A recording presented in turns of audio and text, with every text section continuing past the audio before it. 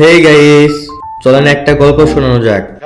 তো একটা স্বামী আর তার স্ত্রী, একটা সুখী ফ্যামিলি।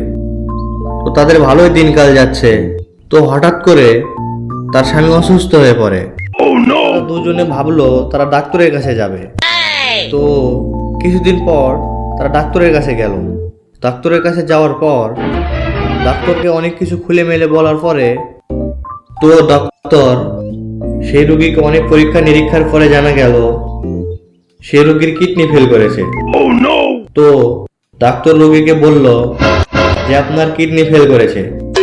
তো এই কথাটা শোনার পর রোগী বলতেছে, স্যার কত নম্বরের জন্য ফেল করেছে? তো পাশে থাকা রোগীর স্ত্রী জিজ্ঞেস করলো, স্যার 2-1 নাম্বার বেশি করে পাস করানো যায় না? তো এই কথা শোনার পরে ডাক্তার টক দেন। তো এই গল্প থেকে আমরা একটা জিনিসই শিক্ষা পেলাম, যদি আপনারা বুঝতে পারেন কমেন্টে জানাবেন, যারা বুঝতে পারেন নাই তাদের আমি বলতেছি।